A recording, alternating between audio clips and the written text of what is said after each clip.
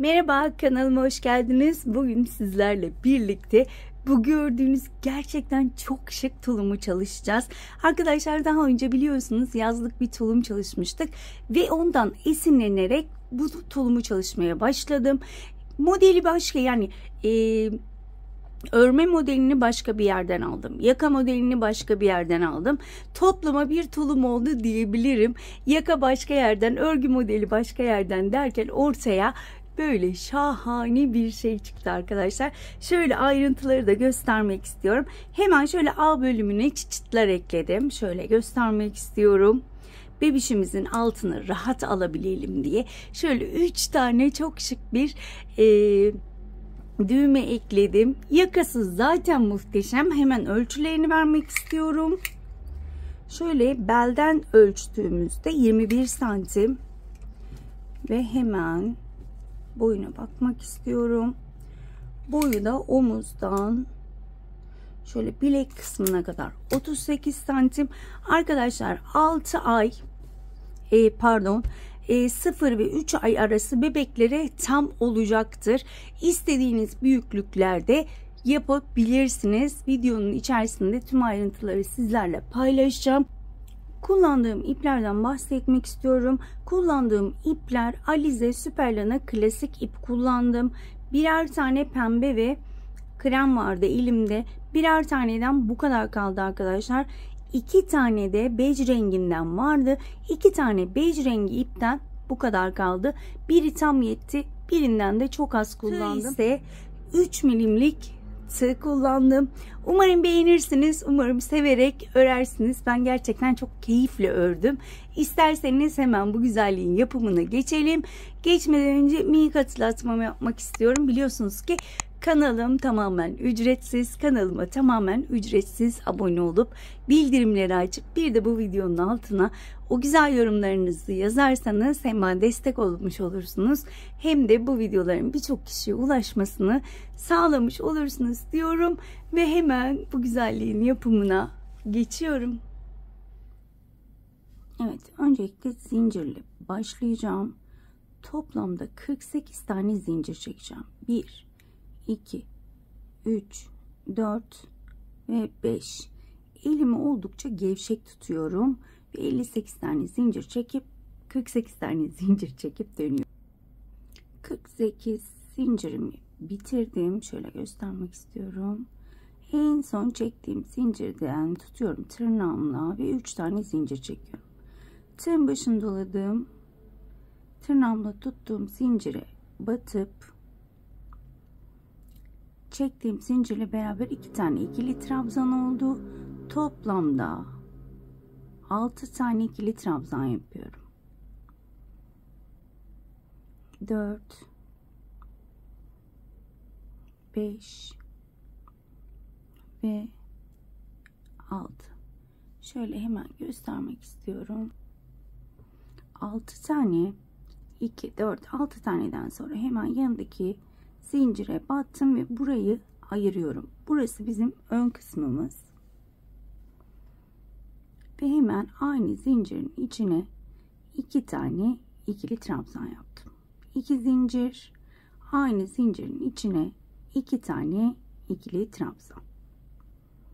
Şimdi omuz bölümüne geliyorum. Omuz bölümünde 9 tane ikili trabzan. 1 2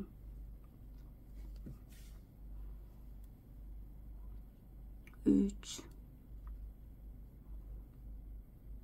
4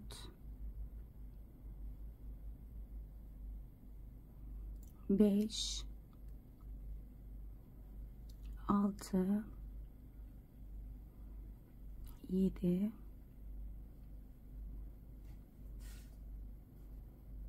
8 ve 9. Omzumuz için bu başlangıç yeterli. Hemen önümdeki zincire batıp hemen buradaki ayrımımı yapıyorum. Köşemi yapıyorum daha doğrusu. Aynı zincirin içine 2 tane ikili trabzan, 2 zincir, aynı zincirin içine 2 tane ikili trabzan. Şimdi sırt bölümüne geldim. Sırt bölümüne 15 tane ikili trabzan yapıyorum arkadaşlar. Çok videoyu uzatmayayım. Ben 15 tane ikili trabzanımı yapıp hemen dönüyorum. 15 tane ikili trabzanımı yaptım. Burası benim sırt bölümüm. Ve hemen burada yine köşemi yapıyorum. 2 tane ikili trabzan. 2 zincir. Aynı yere 2 tane daha ikili trabzan yapıyorum. Ve yine burada omuz bölümünde 9 tane yapmıştık ikili trabzan. Yine 9 tane ikili trabzan yapıyorum. 9 tane ikili trabzanımı yapıp dönüyorum hemen. 9 tane ikili trabzanımı yaptım. Yine burada köşe yapıyorum. Aynı zincirin içine 2 tane, 2 zincir, aynı zincirin içine 2 tane ikili trabzan. Ve son olarak yine ön kısmı 6 tane ikili trabzan yapıyorum. 1 2 3 4 5 ve 6. Şöyle ilmeğimi uzatıp hemen robamı göstermek istiyorum. Bakın. Şöyle ön bölümlere 6'şar tane, omuz bölümlerine 9, sırt bölümüne 15 tane trabzan yaptık arkadaşlar. Burada ipimi kesiyorum. Diğer rengime geçeceğim. Şöyle bir zincir çektim.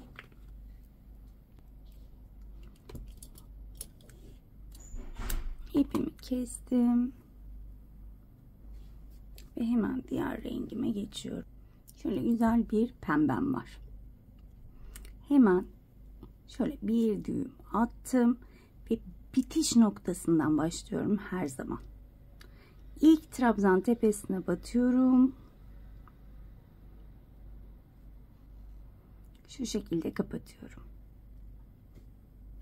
Bir tane buraya sık iğne yapmış oldum.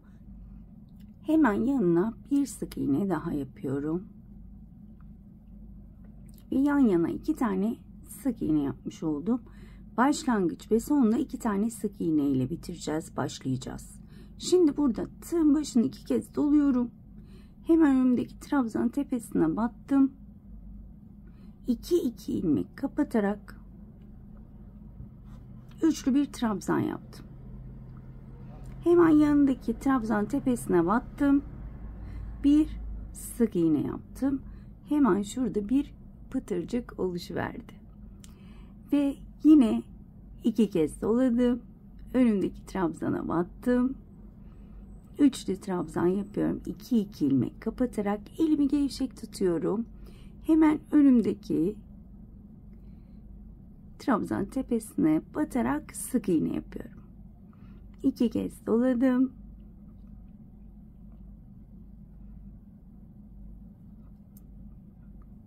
Hemen önümdekine batıyorum. Üçlü trabzanımı yapıyorum ve son trabzan tepesine sık iğne ile bitiriyorum. Şu şekilde. Kaç sıra yaparsanız yapın, büyük küçük hiç önemli değil. Önemli olan şu sık iğne ile bitirmek. Sayılarınızı ona göre ayarlayın. Sık iğne ile başlayacağız, sık iğne ile bitireceğiz. 3 tane zincir çekiyorum. Hemen karşıya sık iğne ile başlıyorum. Bakın, sık iğnemi yaptım ve yine burada 2 kez doluyorum. Önümdeki trabzan tepesine battım. Üçlü trabzan yapıyorum. Bu aslında çok kolay. Üçlü trabzanımı önümdeki trabzan tepesine sık iğne ile sabitliyorum. Şöyle pıtırcıklarım olmuş oluyor. Bakın. 2 kez doladım. Önümdeki trabzana battım. Üçlü trabzan. Hemen önümdeki boş trabzana batıp sık iğne ile sabitliyorum. Eminim ki anlaşıldı. Tekrarlıyorum. 2 kez doladım.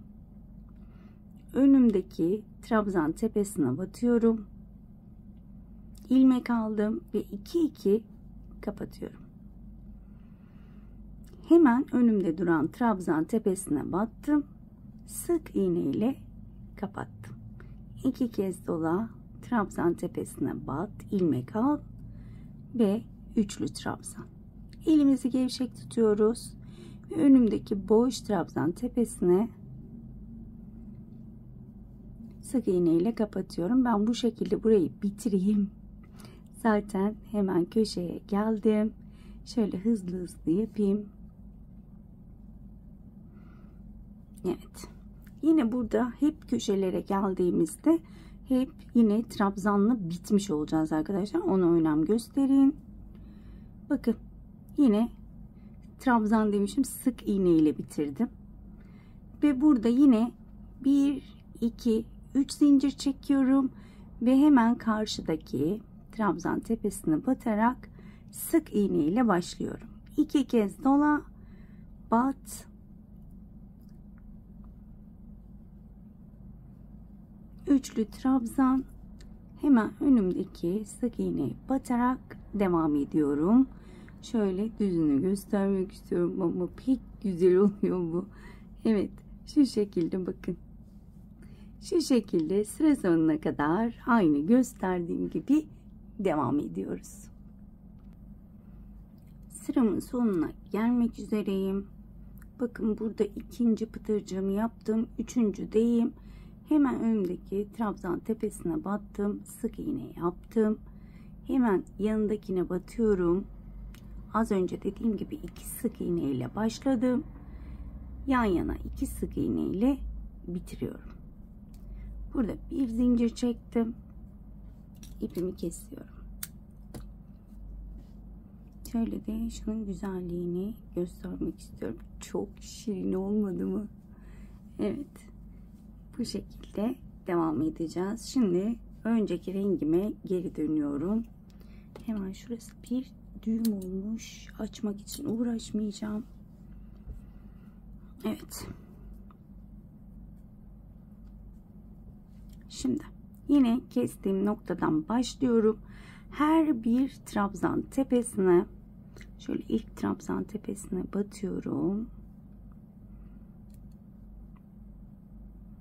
İpimi sabitliyorum. Bakın bunu örerken şu şekilde yapın. Beraber örün. Hiç ip kalıntısı kalmayacak. Ben şu anda öyle yapmıyorum ki kafanızı karıştırmamak için. Bakın burada 3 tane zincir çekiyorum. Bu benim ilk trabzanım. Hemen yanında bir tane daha sık iğnem vardı. Tepesine battım. İkinciyi yaptım. Pıtırcıkların tepelerine de bir tane yapıyorum. Şu şekilde. Arada bir sık iğne var. Sık iğneyi yapıyorum. Pıtırcıkların tepeleri. Şöyle yaptığımızda zaten bakın. Şöyle zincirlerimiz, yani tek tek trabzanlar görünüyor. Şöyle battığımda evet, bir sık iğne, bir pıtırcık tepesi, zaten şaşırmanıza imkan yok. Son olarak yine sık iğnem var, ona da battım ve bakın 3 zincir çektiğim yere geldim. Hemen bu 3 zincirin içine 2 tane ikili trabzan, burada 2 zincir çekiyorum ve 2 tane ikili trabzan yapıyorum. Bakın bu şekilde. Daha sonra yine sık iğne, pıtırcık, bakın şuralarda zaten görünüyor. Şöyle pıtırcık tepesi, sık iğne tepesi, diğer köşeye kadar devam edelim. Pıtırcık tepesinden sonra yine sık iğne var, yine ikili trabzanımı yapıyorum. Bakın 3 zincirlik bölüme geldim. 2 tane ikili trabzan, 2 zincir, aynı zincire batırarak 2 tane ikili trabzan ve sıra sonuna kadar bu şekilde devam ediyoruz. Şöyle göstermek istiyorum. Bakın köşelerde 2 tane ikili trabzan, 2 zincir, 3 zincirlik pembe zincire batırarak yapıyoruz. Tüm çevreyi dönüp geliyorum. Sıramın sonuna gelmek üzereyim. Son sık iğne tepesine batıp son trabzanımı yapıyorum. İpime bir düğüm attım, kesiyorum. Şöyle aslında 2 renk yapacaktım ama dedim ki araya şöyle krem de eklesek acaba nasıl olur? Bence güzel olur. Sizler isterseniz 2 renkte yapabilirsiniz. Ben şöyle kreme bir düğüm attım. Yine bakın şöyle tersinden başlıyorum hep pıtırcıklara. Hep ipi kopardığım yerden başlıyorum. Hemen yine aynı şekilde başlayacağım. 2 tane yan yana sık iğne yapacağım. İlk sık iğnemi yaptım. Hemen yanındakine ikinci sık iğnemi yapıyorum. 2 kez doladım. Önümdeki trabzan tepesine battım ve üçlü trabzanımı yapıyorum. Elimi gevşek tutarak. Önümdeki trabzan tepesine battım. Sık iğne. Şöyle de göstermek istiyorum. 2 kez doladım. Üçlü trabzan. Önümdeki sık iğneye battım. Trabzana batıp sık iğne yaptım. 2 kez doladım. Bu şekilde devam ediyorum yine arkadaşlar. 2 sırada bir hep bu şekilde. Bir sıra trabzan sıramız var. Bir sıra pıtırcık sıramız var. Bu şekilde istediğimiz sıraya kadar. Bakın yine trabzan sık iğne ile bitiriyorum. 2 sık iğne ile başladım. 1 sık iğne ile bitiriyorum. Başta ve sonda 2 sık iğne. Burada yine 1, 2, 3 zincir çekiyorum. Hemen önümdeki trabzan tepesine batıyorum. Sık iğne ile başlıyorum. 2 kez doladım. Üçlü trabzan. Önümdeki trabzan tepesine battım. Sık iğne. 2 kez dola. Üçlü trabzan. Önümdeki trabzan tepesine sık iğne. Şöyle göstermek istiyorum. Evet, kremi de ekleyince bence daha da şık oldu gibi. Evet, bu şekilde arkadaşlar, çok uzatmaya gerek yok. Eminim ki anlaşıldı. Bir sıra trabzan sıramız var. Bir sıra pıtırcık sıramız. Renk tamamen size bağlı. Ve ben bunu yine böyle göz kararı yaptığımız için kaç sıra öreceğimi bilmiyorum. Ama ben birkaç sıra örüp ondan sonra kol kesimini yapacağız. Evet arkadaşlar, ben yeterince ördüm. Hemen şöyle ölçü vermek istiyorum. Şu anda enim şöyle tuttuğumda 25 santim arkadaşlar. Şöyle şurası daha geniş. Şöyle omuzun tepesinden ölçtüğümde 27 santim ama ben şurayı baz alıyorum. 25 santim diyorum. Ve şöyle de açarak da göstermek istiyorum. Çok şık oldu, bakar mısınız? Şöyle de isterseniz bir ölçelim. Net olsun. Şöyle ölçtüğümde 23 santim. Şöyle yan taraftan hemen ölçeyim. Şuradan. Şöyle de 20 santim arkadaşlar. Hemen kolumuzu kesebiliriz bence. Şu kadar açıklık yeter. Hemen tekrar pembe ipimi alıyorum. Pıtırcıklı sırada kesimimizi yapacağız. İpime bir düğüm attım ve pıtırcıklı sıraya tersinden başlıyorum. İpimi sabitledim. Şöyle ipimi de arada yürütüyorum. Artık ikinci sık iğnemi yaptım. 2 kez doladım. Trabzan tepesine batıp üçlü trabzan. Bu şekilde köşeye kadar devam edelim arkadaşlar. Şu köşeye gelene kadar aynen bu şekilde pıtırcıklarımızı yapalım. Evet arkadaşlar, ben şöyle pıtırcıklarımı yaptım ve tam olarak şu köşedeyim. Son sık iğnemi yaptım. Burada hiç köşeye dokunmuyorum. Burada 3 zincir çekiyorduk. Ben burada 2 zincir çekiyorum. Şöyle tersindeyim. Ve bakın. Şöyle yaptığımda hiç kafanızı karıştırmayayım. Bakın şu kolu şöyle kıvırıyorum ve burada kesmiş olacağım. Bakın buradaki köşem, ama ben ilk trabzan tepesine batıyorum ve sık iğne ile başlıyorum. Şöyle ilmeklerimi biraz sıkıştırayım. Burası gevşek olmasın. Şöyle ilk trabzan tepesine battım. Sık iğnemi yaptım.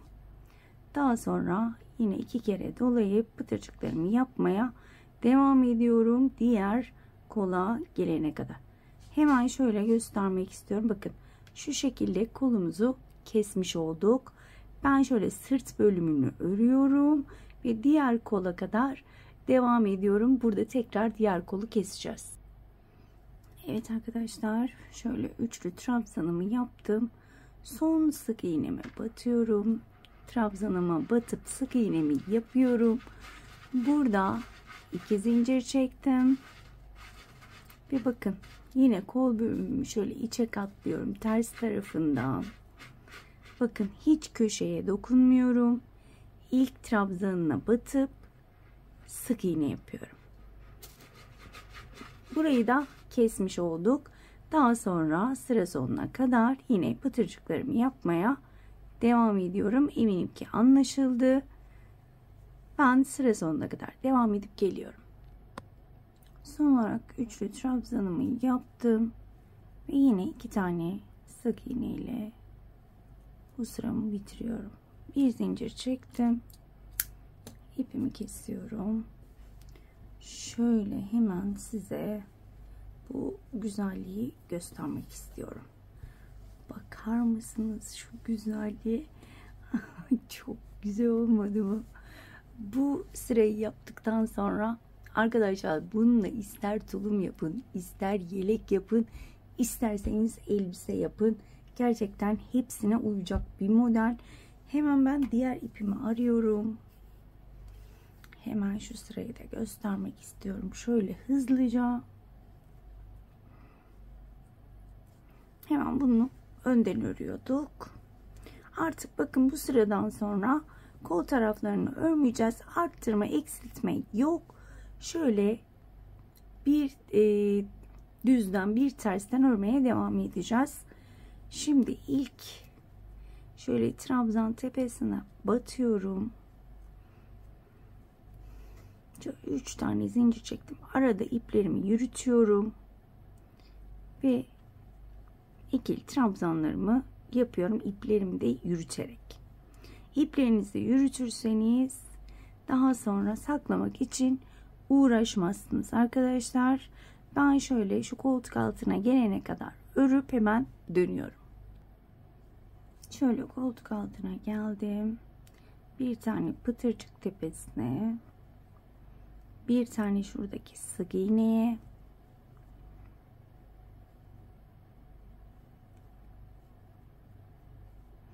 ve 2 tane zincir çekmiştik. Şöyle zincire direkt şöyle geçirip de yapabiliriz. Zincire batarak da yapabilirsiniz şu şekilde. Benim alttan geçiriyorum şöyle. 2 tane de zincire yaptım. Daha sonra hemen ilk sık iğneye batıp ikili trabzan ve bu şekilde devam ediyorum. Yani zincire fazladan 2 tane ikili trabzan yapmış olduk. Diğerinde de aynı şekilde devam ediyorum. Koltuk altına geldiğimde 2 tane ikili trabzan yapıp bu sırayı bitiriyorum. Evet arkadaşlar, ben sıramı bitirdim. Şöyle koltuk altında göstermek istiyorum. Şimdi artık şu şekilde git gel yaparak devam edeceğiz ters ve düz olarak. Hemen şurayı da söylemek istiyorum. Yine 2 sık iğne ile bitiriyoruz pıtırcıklarımızı ve 2 sık iğne ile başlıyoruz. 2 sık iğne ile de bitiriyoruz. Bunu unutmayalım. Tekrar hatırlatmak için kamerayı açtım. Yine bir sıra ikili trabzan, bir sıra pıtırcık sıramız olacak. Şu anda ben yine ne kadar öreceğimi bilmiyorum. Birazcık daha uzatıp hemen dönüyorum. Evet arkadaşlar, ben yeterince ördüm. Hemen şöyle göstermek istiyorum sizlere. Şöyle benim için şu kadar açıklık yeterli. Geri kalan tarafını birleştireceğiz. Artık ne kadar örmüşüm? Şöyle baktığımda 6 sıra ördüm ve 6 santim arkadaşlar. Sizler yine kendinize göre ayarlarsınız. Hemen şöyle tersini çevirerek birleştireceğim. Çünkü pıtırcıkları biliyorsunuz tersinden ördük ve tersinden de birleştireceğim. Burada 2 tane zincirim var. 1 2 zincir çektim. Hemen karşıdaki ilk sık iğneye batıyorum. Kaydırma yaparak burayı bu şekilde birleştiriyorum. Şöyle 1-2 kaydırma daha yapacağım. Şöyle ipimi sabitlemek amaçlı yapıyorum bunu. Bir zincir çekip ipimi kesiyorum ve birleştirmemi yapmış oldum. Şöyle tersini çevireyim düzünü. Evet, birleştirmemi yapmış oldum. Pek de şirin oldu. Böyle ördüklerim güzelleştikçe ben pek mutlu oluyorum. Beni tek mutlu eden herhalde bu ördüklerimin böyle çok güzel görünmesi. Evet. Şöyle. Şimdi artık şöyle döne öreceğiz arkadaşlar. Yine bir tersten bir düzden şeklinde öreceğim. İpime bir düğüm atıyorum.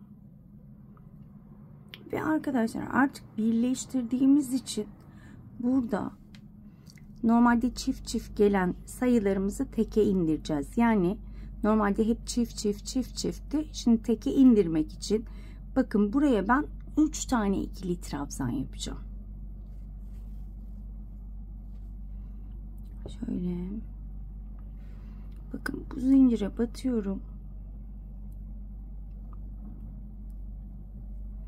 1 2 3 zincir çektim. Şöyle arada ipimi de yürütüyorum. Aynı zincirin içine battım.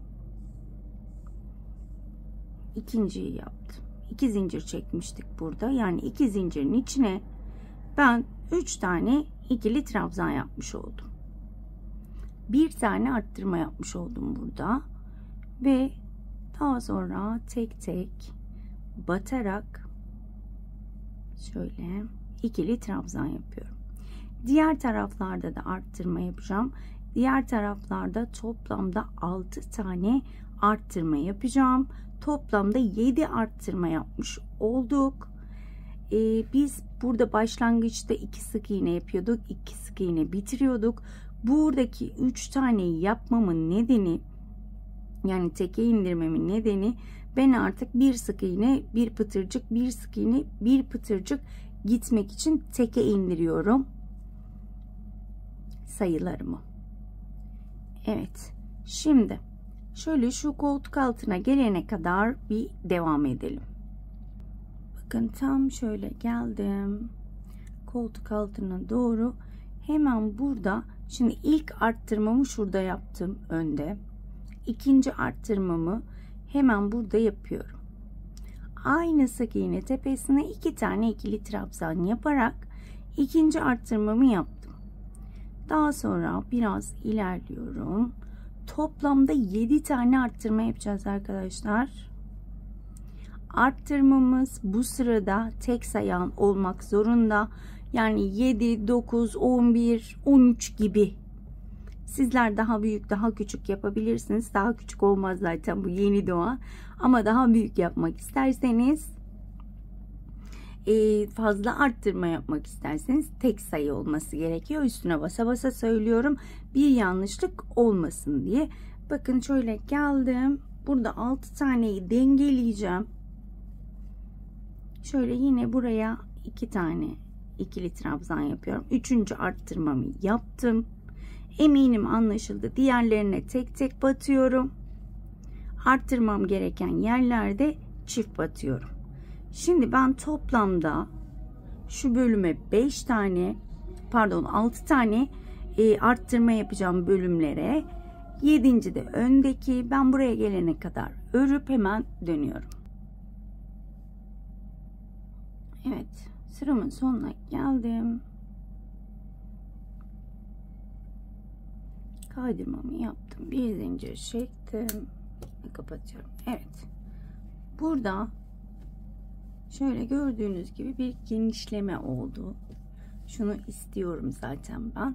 Şöyle üstü oturacak. Alt tarafı da çocuğun bezini bağladığımızda daha rahat etsin istiyorum. O yüzden biraz genişlettim. Ama sizler genişletmeyebilirsiniz. Eğer arttırma yapmak istemezseniz sadece şurada bir tane arttırma yapmanız gerekiyor ki pıtırcıklarımız düzgün bir şekilde ilerleyebilsin arkadaşlar. Hemen şöyle pembe ipimi almak istiyorum. Şöyle ipime bir düğüm atıyorum ve şöyle hemen şuradan bir yerden başlayacağım. Tersinden yapıyoruz. Tersinden battım. Sadece bir tane sık iğne yapıyorum. Alttan ipimi yürütüyorum. 2 kez doladım ve pıtırcıklarımı yapmaya başlıyorum. Bu şekilde. Pıtırcıkları tek tek göstermeme gerek yok. Eminim ki anlaşıldı.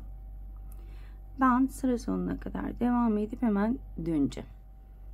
Evet. Şöyle hemen göstermek istiyorum. Bir tane trabzan tepem kaldı. 2 kez doladım. O son trabzan tepesine battım. Üçlü trabzanımı yaptım ve hemen karşıdaki sık iğneye bağlantımı yaptım. Şöyle hemen göstermek istiyorum. Şu anda bir sık iğne bir pıtırcık, bir sık iğne bir pıtırcık şeklinde devam ediyorum. Dediğim gibi kapattıktan sonra tek sayı kalması gerekiyor. Şu anda benim trabzan sayım 81 arkadaşlar. 81, 86, 87, 89 gibi sayılar olması gerekiyor kapattıktan sonra. Üstüne basa basa söylüyorum. Çünkü buraya geldiğinizde neden olmadı diye yazılar görmek istemiyorum. Çünkü gerçekten o kadar emek veriyorsunuz sizler de.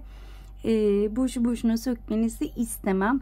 Bu kapatma sırasında yani şu ikili trabzanlarınızı sayın, tek sayı olması gerekiyor. Evet, ben bu şekilde yine istediğim kadar uzatacağım. Artık yine şöyle bacak kısmını keseceğiz. Ben şu anda yine bilmiyorum, doğaçlama olarak yaptığımız için ben göz kararı örüp hemen dönüyorum.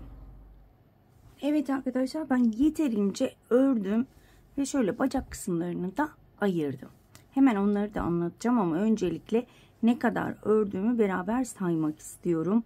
Şöyle ayırdıktan sonraki sırayı sayıyorum. 1, 2, 3, 4, 5, 6, 7, 8, 9, 10, 11, 12 pıtırcık ve trabzan sıralarını aynı anda saydım. Ölçü olaraksa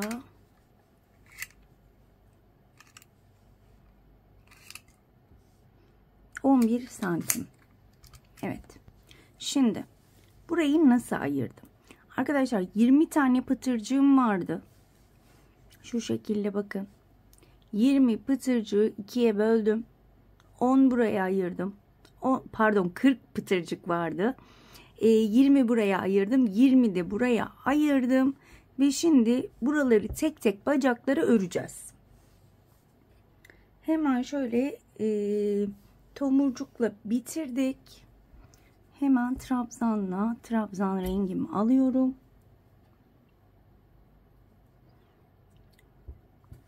Şöyle bunu düzden ördüğümüz için şöyle çeviriyorum. Bakın. Şöyle şuraya ayracımı taktım. Kamerayı yakınlaştır. Evet. Bakın ayracım burada. Şu ikisinin arasında. Ben şöyle şuralardan başlayacağım. Yani bakın şurada ayracım var. Hemen şuradaki trabzandan başlıyorum.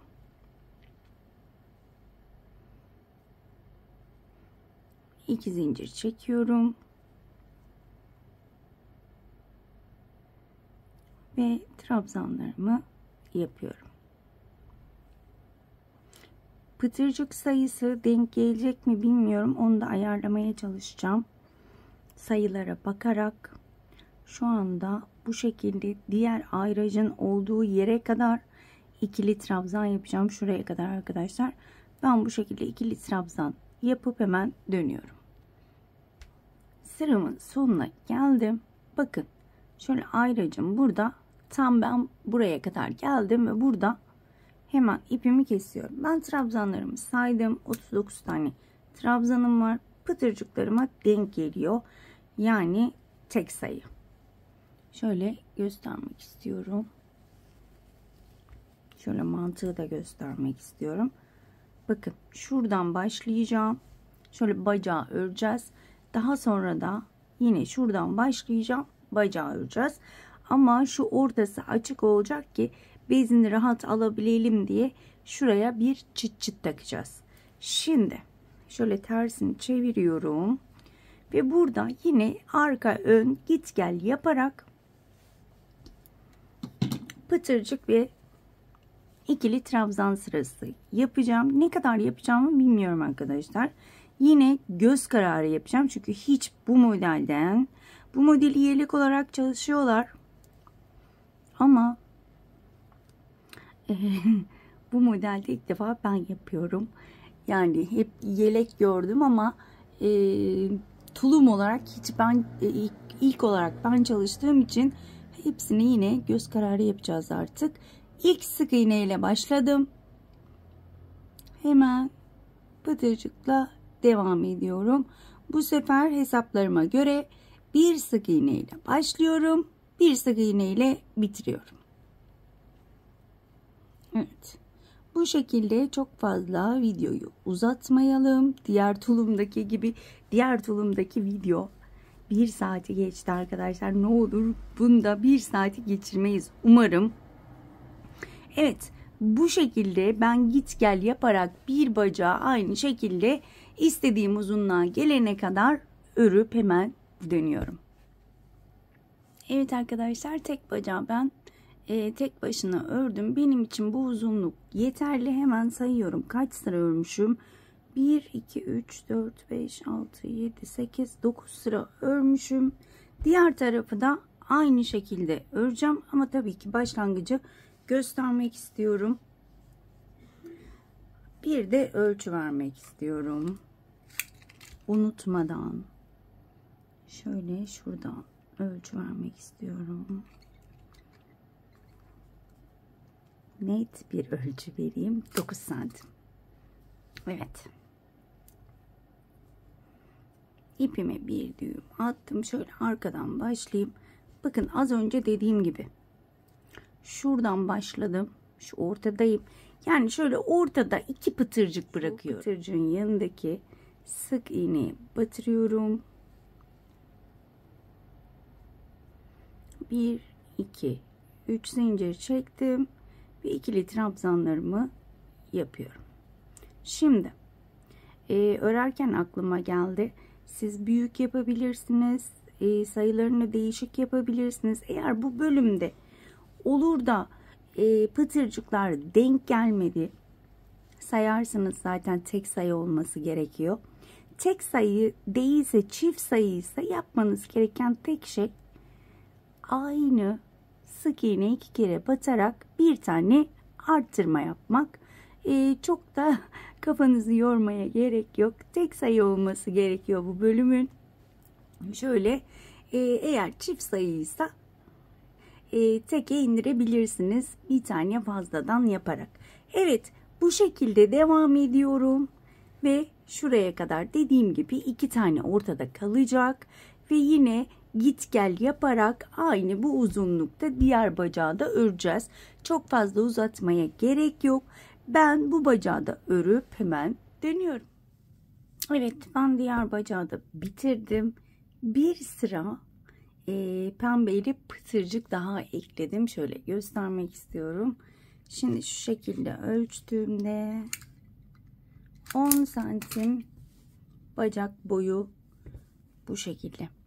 Evet, şimdi şu iç kısma çıt çıtları takabileceğimiz bölümü öreceğim.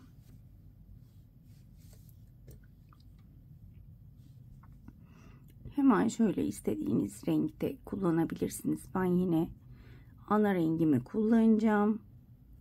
Şöyle şuradan başlayacağım. Bakın şu pıtırcığın hemen dibinden başlıyorum.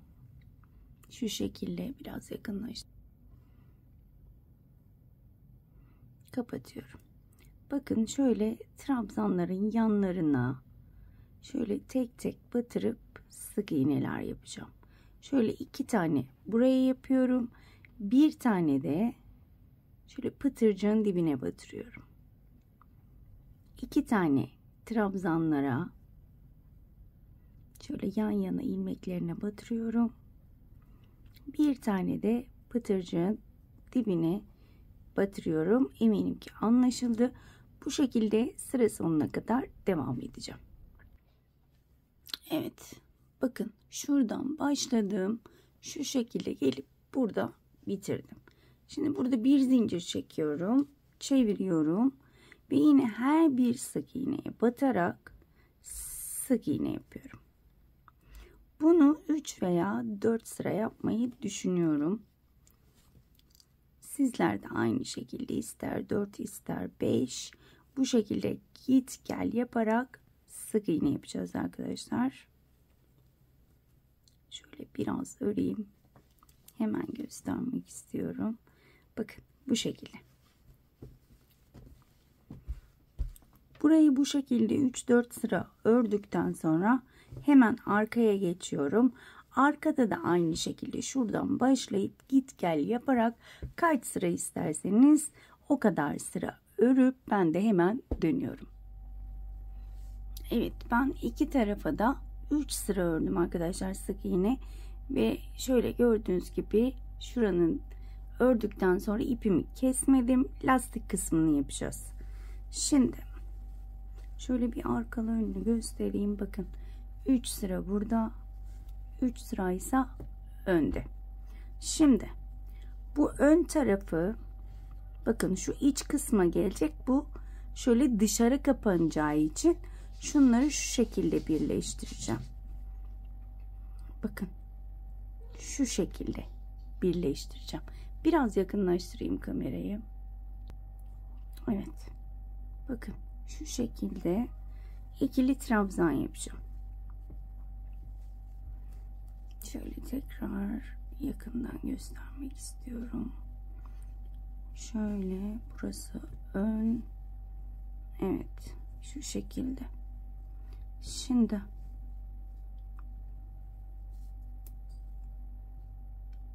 şöyle şu ilmeği şunun içinden geçirip öne alacağım ve şunu birleştirerek ikili trabzanlar yapacağım. Şöyle 3 zincir çektim. 3 sıra vardı. Burada 3 tane ikili trabzan yapacağım. Evet. Şöyle şunu arkaya alayım. Daha sonra pıtırcıklarımızın etrafına nasıl ikili trabzan yapıyorsak o şekilde ikili trabzan yapmaya devam edeceğim. Evet. Şöyle burayı birleştirmiş olduk gördüğünüz gibi. Bu şekilde etrafını dönüp hemen geliyorum. Sıramın sonuna geldim. İlk çektiğim zincirin tepe noktasına batıyorum. Kaydırmayla kapatıyorum. 1, 2, 3 zincir çektim. Tığın başını doluyorum. Hemen önümdeki trabzanın beline dolayarak ikili trabzan yapıyorum. Tığın başını doladım. Hemen yanındaki trabzanın şu şekilde arkadan beline dolayarak ikili trabzan. Yani bir trabzana önden beline dolayarak bir trabzana, arkadan beline dolayarak ikili trabzan yapıyorum sıra sonuna kadar. Bakın şurayı da şu şekilde birleştirmiş oldum. Bir şurayı da şu anda lastik yapıyoruz. Sıramın sonuna geldim. Bakın şurada bir zincir çekmiştik. Bu zincire değil de hemen yanındaki trabzan tepesine batıyorum. Kaydırmayla kapatıyorum. 1, 2, 3 zincir çektim. Tığın başını doladım. Bundan sonrası daha basit. Bakın önden beline doladıklarım, arkadan beline doladıklarım. Önden beline doladıklarımı önden, arkadan beline doladıklarımı ise arkadan beline dolayarak birkaç sıra öreceğim arkadaşlar. Yine tabii ki kaç sıra öreceğimi bilmiyorum. Göz kararı birkaç sıra daha öreceğim ve bitireceğim. Şöyle de göstermek istiyorum şu güzelliği size. Yani çok güzel oldu, bakar mısınız? Birkaç sıra örüp hemen dönüyorum. Sıramın sonuna gelmek üzereyim. Toplamda 4 sıra ördüm. Sizler kaç sıra örmek isterseniz örebilirsiniz. Bir zincir çekiyorum, ipimi uzunca kesiyorum. Daha sonra içten ipimi saklayacağım. Evet. Şöyle hemen diğerine de aynı şekilde lastiğimi yapıp hemen dönüyorum. Evet arkadaşlar, ben diğer bacağımı da bitirdim. Hemen şöyle göstermek istiyorum. Bakın. Şu şekilde şuralara bakın çıt çıtlarımızı ekleyeceğiz. Ve şu şekilde çok hoş görünecek.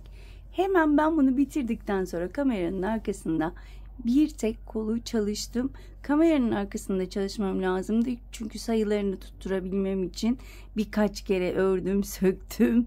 Ama sonuç mükemmel. Hemen şöyle ön kısmında bir tarafını ördüm. Bir tarafını da sizlerle birlikte öreceğiz. Ve gerçekten ördükçe şunun güzelliğine bakar mısınız? Çok güzel bir şey çıkıyor ortaya.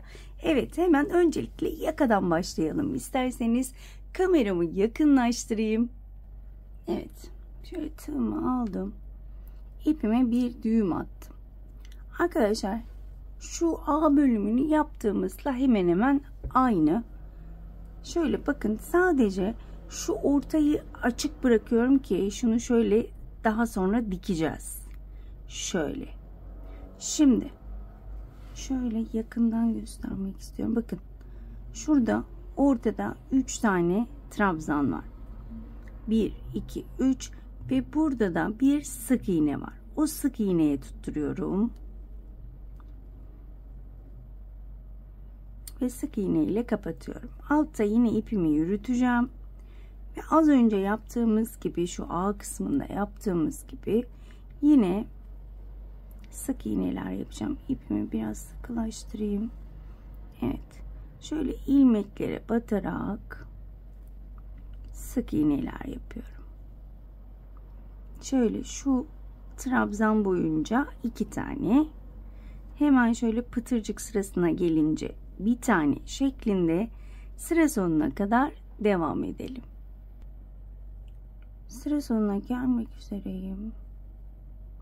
Şöyle bakın, tam dipte de bir ilmeğim var.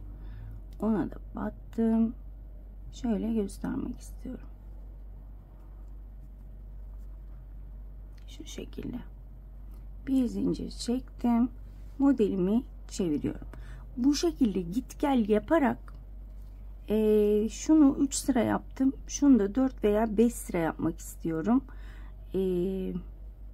Şu şekilde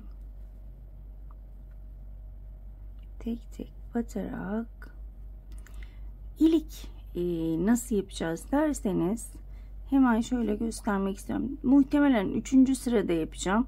Ama şöyle çok videoyu uzatmamak amaçlı şimdi göstereyim.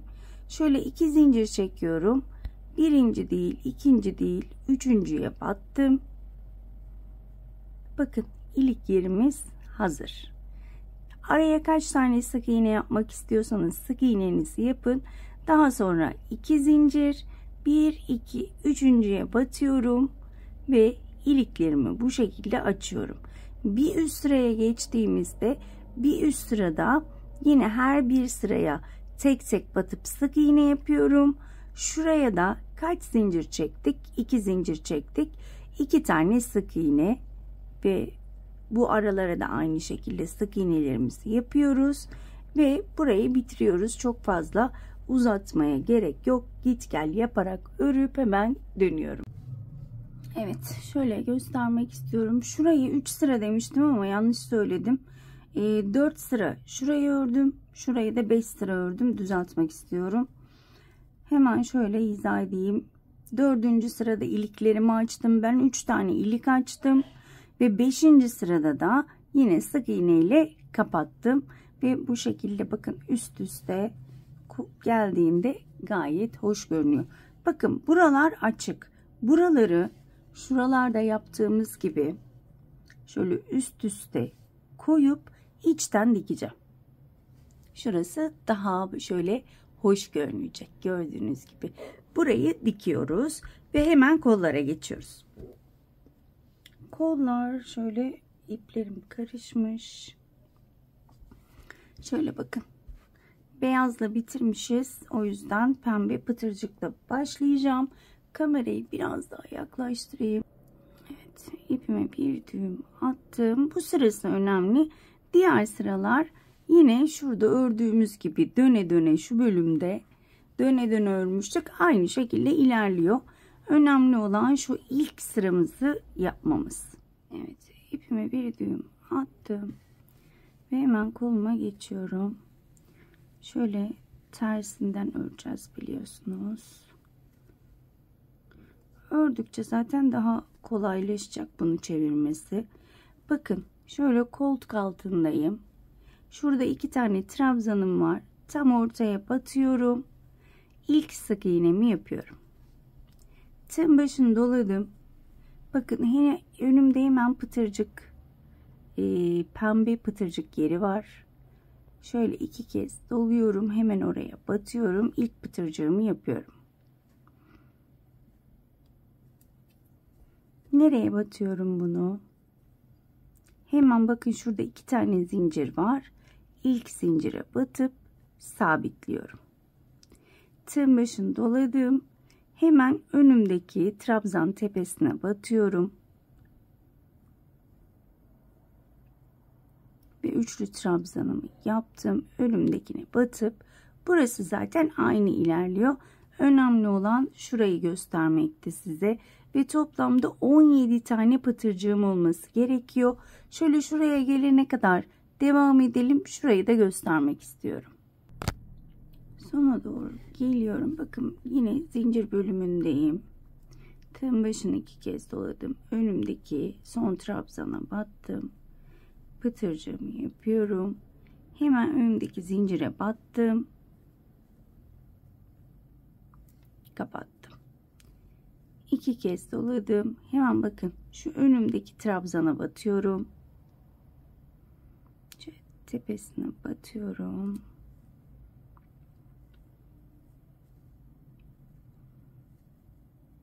Şuraya battım. Ve son olarak bakın şu pembeye batıyorum. Burada da üçlü trabzanımı yaptım. Bunu hemen ilk yaptığım sık iğneye batarak kapatıyorum. Ve ipimi kesiyorum. Şimdi şöyle döndürdüğümde yani aslında şurada nereye battığınız önemli değil. Şöyle saydığımızda burası 17 tane olması lazım. 1, 2, 3, 4, 5, 6, 7, 8, 9, 10, 11, 12, 13, 14, 15, 16, 17. Sık iğne tam koltuk altında denk geliyor. Hemen şöyle başlangıcı ikili trabzan başlangıcını da göstermek istiyorum. Daha sonra diğer yerler hep aynı ilerliyor. Şöyle burayı şaşırmayalım. Burası sadece bir tane sık iğne yeri. Şöyle 2 zincir yapıyorum. Arkada ipimi yürüterek yine bakın bir sık iğne yaptığım için Hemen burada trabzan tepesine, pıtırcık tepesine batıp ikili trabzan, sık iğne tepesine batıp ikili trabzan, böyle bir pıtırcık, bir sık iğne devam ediyoruz ve bu noktada da birleştiriyoruz ve döne döne devam ediyoruz. Sürekli pıtırcıklarınızı sayın, 17'yi geçmesin, yoksa bu görüntü olmayacaktır. Genişleme olur, daralma olur, onu sürekli sayın. Evet arkadaşlar, ben kolumu şöyle hemen kaç sıra örmüşüm, şu pıtırcık sırası ile beraber sayıyorum. 1 2 3 4 5 6 7 8 9 10 11 sıra pıtırcık ve ikili trabzan sıralarını aynı anda sayıyorum. Hemen uç kısmına lastik yaptım. Lastiği biliyoruz zaten, aynen bu şekilde. Lastiği de 3 sıra ördüm. Hemen ölçü vermek gerekirse, tabii ki ben göz kararı örüyorum. Siz bebeği ölçerek yaparsanız daha güzel olur bence. Benim yanında tulum da olmadığı için böyle tulumları da ölçüp yapabilirim aslında, ama göz kararı yapıyorum. 15 santim lastiği ile beraber örmüşüm. Diğer kolu da aynı şekilde öreceğim döne döne ve hemen yaka için burada olacağım. Evet arkadaşlar, gördüğünüz gibi bu kolumu da tamamladım. Şöyle göstermek istiyorum. İnanılmaz güzel oldu. Şimdi sadece artık yakamız ve düğmelerimizi ve çıçıtlarımızı takmak kaldı. Şimdi hemen şöyle pembeyle ben yakayı yapmak istiyorum. Bakalım nasıl duracak. Hemen tığımı aldım. Şöyle ipime bir düğüm atıyorum. Ve hemen kamerayı yaklaş. Şöyle bakın, iç tarafını çeviriyorum. Şöyle düz tarafından örmüyorum. İç tarafından örmeye başlıyorum. Ve şöyle şu ördüğümüz pembe kenar bölümünü atlıyorum. Hemen bakın, şu ilk trabzandan başlıyorum ama arka ilmeğe batarak başlıyorum. Bakın şu şekilde arkaya battım. Tek ilmeğe batıyorum yani. 2 tane zincirimi çektim. İlmeğimi de içeride yürüteceğim. Şimdi burada yan yana 3 tane arka ilmeklere batarak şöyle ikili trabzan yapacağım. 2 oldu. Tığın başını doladım. Yine arka ilmeğe batıyorum. 3 tane yan yana ikili trabzan yaptım. Dördüncüye çift batıyorum. Yani arttırma yapıyorum. Şöyle 2. 3 tane tek tek batıyorum. Dördüncüye çift batıyorum. Sıra sonuna kadar. 1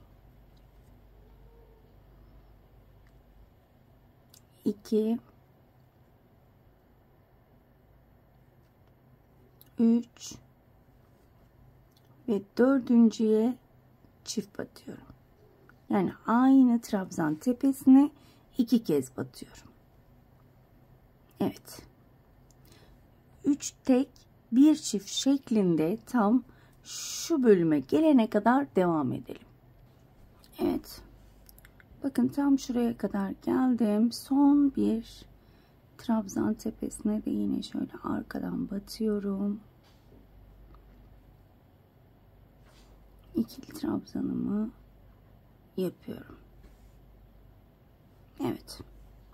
Şimdi yine 1 2 3 zincir çektim. Çeviriyorum. Ve burada artık 4 tek bir çift yapacağız. Hemen dibine batıyorum. Çektiğim zincirle beraber 2 3 4 tane tek tek ördüm. 5. trabzana 2 kez batıyorum. 1 aynı trabzana batıyorum. 2 4 tek bir çift şeklinde sıra sonuna kadar devam edelim. Evet, tekrar sıramın sonuna geldim. Eğer yakanın daha geniş olmasını istiyorsanız bir sıra 5 tek bir tane çift yapabilirsiniz. Ama benim için bu yeterli. Burada hemen bir zincir çekiyorum. Modeli çeviriyorum. Hemen önümde duran trabzan tepesine batıyorum. Bir tane sık iğne yapıyorum. Tığın başını doladım. 1, 2, 3. trabzan tepesine batıyorum. Aynı trabzan tepesine 6 tane ikili trabzan. 2, 3, 4, 5, 6. Arkadaşlar şöyle ilmekleri uzatarak yapın. Çok sıkarak yaparsanız hem minicik olur hem de sert olur. Şöyle ilmekleri uzata uzata elinizi bol tuta muhakkak yapın. Burada 6 tane ikili trabzanımı yaptım. 1, 2, 3.'ye batıyorum. Sık iğne ile sabitliyorum. Tığın başını doladım. 1, 2, 3.'ye battım. 6 tane ikili trabzan. Son sıramız bu şekilde. 2, 3, 4, 5 ve 6. 1, 2, 3. trabzan tepesine battım. Sık iğne ile kapattım. Sıra sonuna kadar bu şekilde devam edeceğiz. Evet, sıramın sonuna geldim. Şöyle göstermek istiyorum. Şimdi burada son olarak 3 tane kaldı ama maalesef bende 3 tane kalmamıştı. 4 tane, yani bir tane fazlaydı. Şöyle şuraya kadar söktüm. Birini 4 atladım. Sizlerde de aynı şekilde eğer artma olursa, eksik olursa şöyle buralarda 3 tane fazla 4.'ye batabilirsiniz ya da 2.'ye batabilirsiniz. O şekilde denk getirebilirsiniz. Ben de çünkü aynısını yaptım. Son olarak 3 tane bırakın. Son 3.'ye batıyorum. Sık iğne ile bitiriyorum. Bir zincir çektim. Daha sonra ipimi kesiyorum. Daha sonra şunun ucuna iğne takıp şu şekilde şurayı kaybedeceğim. Hemen şöyle göstermek istiyorum size yakanın güzelliğini. Daha önce bir yelekte çalışmıştık bu yakayı. Çok da beğenilmişti o yelek. Yine o yeleğin yakasını yapmak istedim. Zaten toplama bir tulum oldu. Modeli başka bir yerden aldım. Yakayı başka bir yerden aldım. Tulumun modelini kendi kendime çıkarmaya çalıştım. Ama ortaya gerçekten güzel bir şey çıktı. Bakar mısınız? Çok güzel. Şuraya da bir sık iğne gitmek istiyorum. Şöyle şu görüntü gitsin diye. Hemen onu da şöyle yapalım. Hemen ipime bir düğüm attım. Şuradan şu ipi de yürüterek şuradan başlayarak şöyle şurayı kaydırma yapacağım. Çok şurayı yükseltmek istemiyorum çünkü. Şöyle şuralara batarak kaydırmamı yapayım.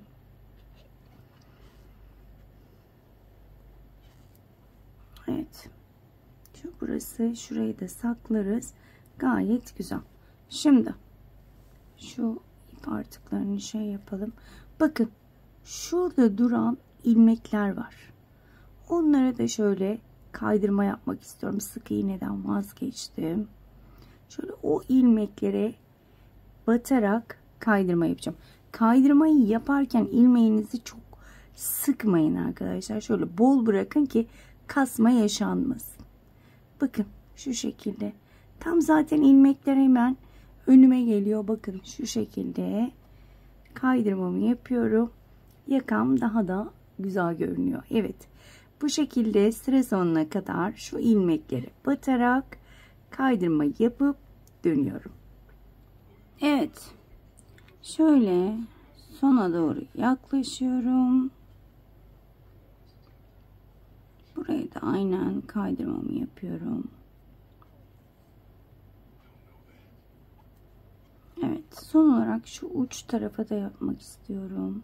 Şu son ilmeği. Evet. Bir zincir çektim. ipimi kesiyorum ve yakamızı da bitirdik. Yine bunu da aynı şekilde arkadan düğümleyip saklayacağım iplerini. Bakın şurayı da az önce dediğim gibi dikeceğim.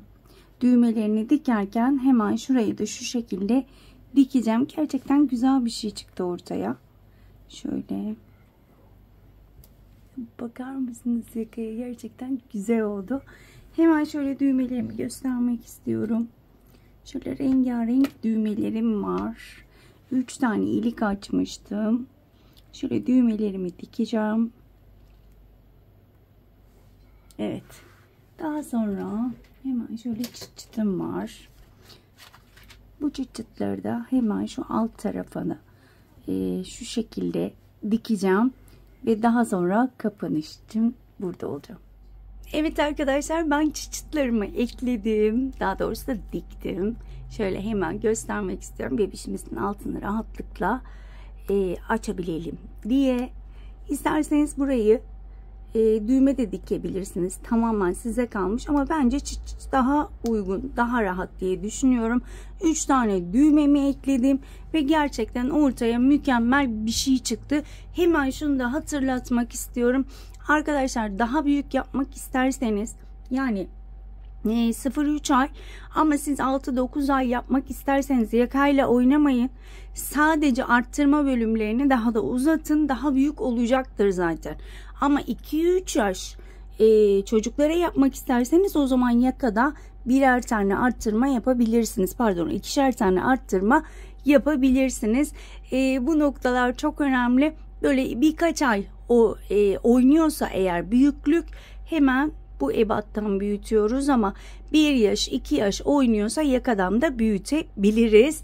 Evet arkadaşlar, bugünlük de bir videonun sonuna geldik. Umarım ayrıntılı bir şekilde anlatabilmişimdir. Umarım anlatımımdan memnun kalmışsınızdır. Bir dahaki modellerde görüşmek dileğiyle. Kendinize çok iyi bakın. Hoşça kalın.